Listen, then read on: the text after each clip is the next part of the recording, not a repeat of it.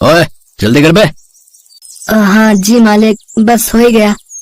और अच्छे से धोइयो बे, कल की तरह अगर कोई दाग छूटा ना तो चमड़ी उधेड़ दूंगा तेरी, समझा कि नहीं? समझ गया जी।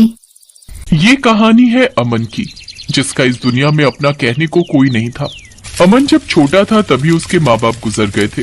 रिश्तेदारों ने उसे अनाथालय में भेज दिया, जहाँ वो 5 साल रहा। फिर वो अनाथालय भी बंद हो गया और सभी बच्चों को अनाथालय से बाहर भगा दिया गया। कोई कचरा बिनने लगा तो कोई दुकान पर साफ सफाई का काम करने लगा। 2 दिनों तक जब अमन को भी कुछ खाने को नहीं मिला तो वो इसी ढाबे पर आया और खाना मांगा। ढाबे वाले ने उसकी मासूमियत का फायदा उठाया। वो दिन भर उससे काम करवाता और बदले में 2 वक्त का खाना और महीने में 1 आध बार उसके हाथ में कभी 100 तो कभी 200 रुपए रख देता। अरे यार, आज कितनी भीड़ है, बर्तन तो खत्म ही नहीं हो रहे। मैं तो थक गया बर्तन धोते धोते। ओए अकेले अकेले किससे बात कर रहा बे? मुंह कम और हाथ ज्यादा चला। उस दिन वाकई ढाबे पर काफी भीड़ थी। ढेर सारी प्लेटें धो धो कर अमन बहुत थक गया था। तभी उसके बगल में झाड़ू लगा रहे ढाबे के एक और कर्मचारी को अमन ने देखा। उसका नाम अरुण था। एक वही था जिससे अमन थोड़ी बहुत बातें कर लिया करता था। अरुण भैया सुनो ना। हाँ क्या हुआ छोटे, थक गया क्या?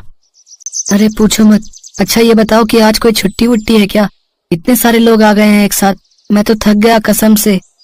हाँ आज 2 अक्टूबर है ना। तो आज क्या खास है? अरे पगले, आज गांधी जयंती है। कौन सी आंधी? अबे महात्मा गांधी, हमारे राष्ट्रपति, उनका बर्थडे है आज, समझा? पर वो है कहाँ? अबे उन्हें तो गोडसे ने।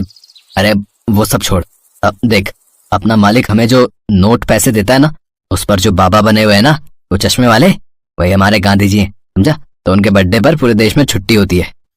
अच्छा, मतलब बड़े आदमी के बर्थडे के दिन छुट्टी होती है क्या? पर मेरा बर्थडे कब आता है?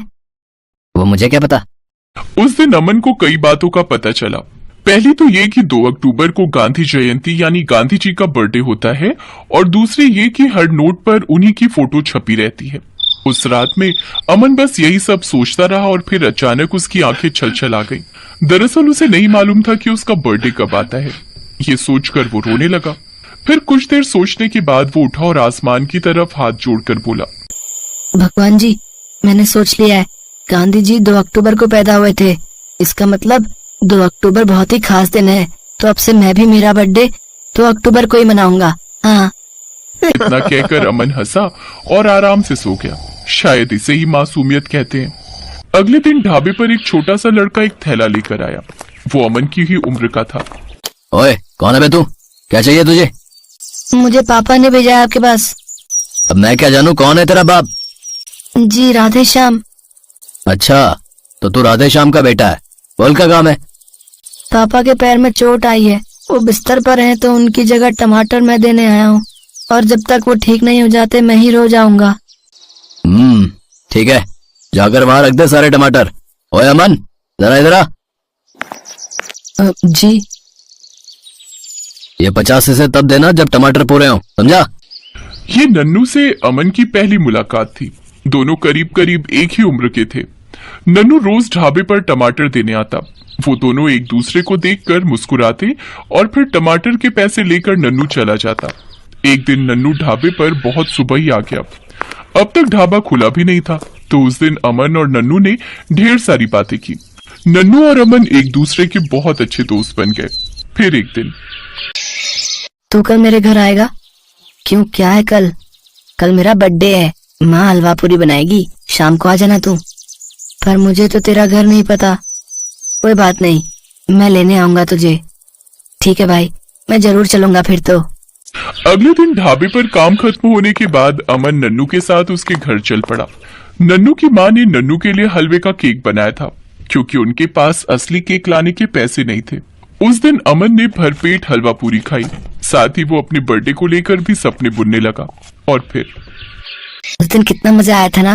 वैसे तेरा बर्थडे कब आता है पता नहीं, पर गांधी जी 2 अक्टूबर को पैदा हुए थे, तो मैं भी उसी दिन अपना बर्थडे मनाऊंगा।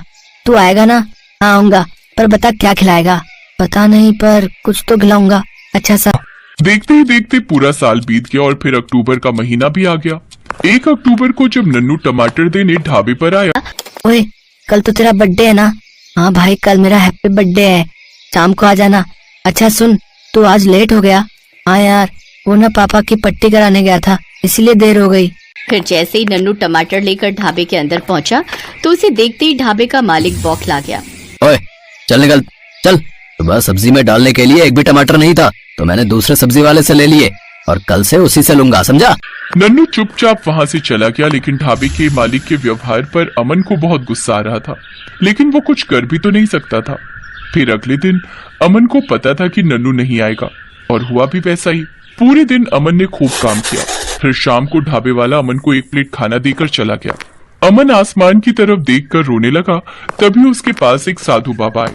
बेटा, कुछ खाने को है तुम्हारे पास? अब हाँ, मेरे पास खाना है, लीजिए।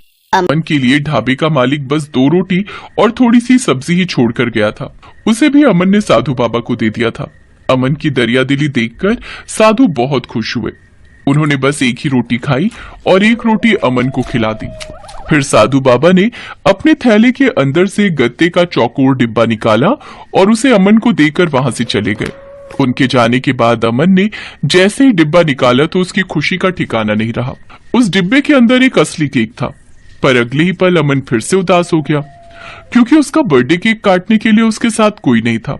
लेकिन फिर भी उसने केक काटा, और उसके ऐसा करते ही केक से नीला धुआं उठा, जिसके छटते ही अमन को खुद के सामने एक जिन्न दिखाई दिया। हुबा, अब से आप मेरे आका हो छोटे उस्ताद। बताओ क्या चाहिए? आप कौन हो और यहाँ कैसे आए? मैं जिन हूँ और मैं इसी जादुई केक में बंद था। अब तुमने मुझे आजाद कर दिया है। बताओ, मैं तुम्हारे लिए क्या करूँ? तुम्हारी एक इच्छा मैं पूरी करूँगा। पक्का? मैं कुछ भी मांग लूं क्या? हाँ हाँ, खुलकर मांगो जो मांगना है, मगर याद रखना, बस एक ही इच्छा पूरी होगी तुम्हारी। ठीक है, तो एक काम करो, मेरा एक दोस्त है नन्नू, वो टमाटर बेचता है, जाकर उसके सारे टमाटर बिकवा दो, ताकि वो मेरे पास आ सके मेरा बर्थडे मनाने। बड़े प्यारे हो तुम आका। मांगा भी तो क्या मांगा। रुको, मैं अभी उसे लेकर आता हूँ। जिन्न उसी पल वहां से गायब हो गया और एक आदमी का रूप लेकर नन्नू से उसके सारे टमाटर खरीद कर बोला, बेटा, तुम्हारा दोस्त तुम्हारा इंतजार कर रहा है, जाओ उसके पास जल्दी जाओ। नन्नू को समझ नहीं आ रहा था कि वो कौन है, पर वो इस बात से खुश था कि उसके सारे टमाटर बिक गए थे और अब वो अमन के पास जा सकता था। उधर जिन्न पलक झपकते ही अमन के पास पहुंच क्या? आज तुम्हारा बर्थडे है? हाँ, तभी तो मैंने आपको नन्नू को बुलाने के लिए भेजा था। आपने मेरी इच्छा पूरी कर दी, शुक्रिया। बड़े भोले हो तुम। अच्छा, आज तुम्हारा जन्मदिन है, तो एक और इच्छा पूरी कर सकता हूँ मैं तुम्हारी। बताओ, और क्या चाहिए मुझसे? अरे वाह, एक और चीज? हाँ, पर इस बार कुछ बड़ा मांगना, ठीक है? ठीक है, तो मैं मांगता हूँ कि मेरे दोस्त नन्नू के पापा का पैर पूरी तरह से ठीक हो जाए, ताकि वो आसानी से सब्जी बेच सके। अभी वो सिर पर डलिया लेकर पैदल पैदल सब्जी बेचते हैं, इसलिए बहुत थक जाते हैं। अमन का भोलापन और अच्छाई देखकर जिन्न मुस्कुरा दिया। उसकी आंखें भर आई। उसने अपने जादू से नन्नू के पापा का पैर ठीक कर दिया और उसे एक छोटा ट्रक भी दे दिया। अमन और नन्नू ने खुशी से जिन्न को गले लगा लिया। जिन्न चला गया। ट्रक होने की वजह से अब नन्नू के पापा आराम से सब्जी बेचते। अब उनकी आर्थिक स्थिति भी ठीक हो गई थी। नन्नू के पापा ने अमन को गोद ले लिया। उधर आसमान से जिन्न ये सब देख रहा था। उसने वहीं से कहा, सच में 2 अक्टूबर को बड़े लोग पैदा होते